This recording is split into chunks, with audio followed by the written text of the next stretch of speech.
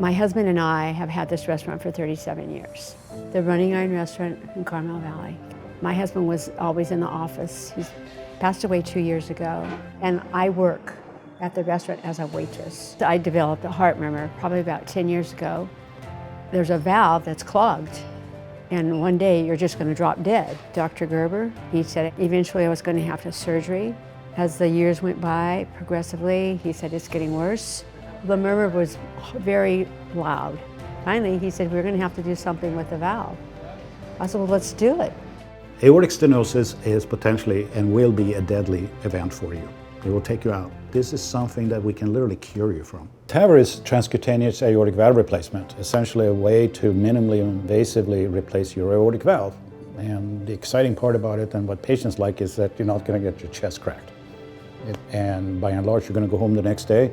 It's done under very light general anesthesia, and you're up and about a couple of hours after the procedure. Ultimately, after we have decided that person is an appropriate candidate for TAVR and they brought into the cardiac catheterization laboratory, and it's just not me doing it, but there's probably another half a dozen people that are very important. And the patient is put likely to sleep by the anesthesiologist, and the patient is prepped. And then, since we access the artery to get to the heart just through the skin, and you thread this little tiny little catheter in and you get up to the heart, and you place one catheter that you know that you need to use to inject the dye so you see where you're at. So that's our little marker catheter. So that comes from one side. And on the other side, we get also access in the groin, but we put a bigger catheter in, and that catheter is almost as thick as my pinky, because through that is we're going to put the valve up. You then go up and you put a pacemaker in because we stop the heart, or we pace it really fast, because remember, we are changing a valve on a running engine. Once we get in and cross the valve, people ask, and this is an important question, what do we do with the old valve that's in there? I mean, you do take it out? No, we put it away. We just crack it, we mash it, we push it apart. So now you have a big wide open pipe, and you take the other valve and you push that in.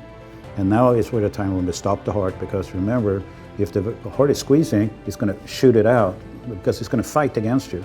So you make the heart just quiver, you go in, and then you deliver the valve partially, and then we make a decision, is it good enough to let it go? Because once we let it go, it pops out and hooks onto the wall, and you can't do anything. There's no way going back. When we determine it is right, we let it go. And then we take a quick picture with an ultrasound that is down the person's esophagus, that is the transesophageal probe, and with an X-ray. So we have two ways to document that it's in a good position.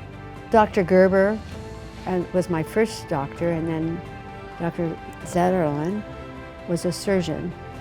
And they were both wonderful. Everybody was. I'm glad I had the surgery done, because I might not be here today.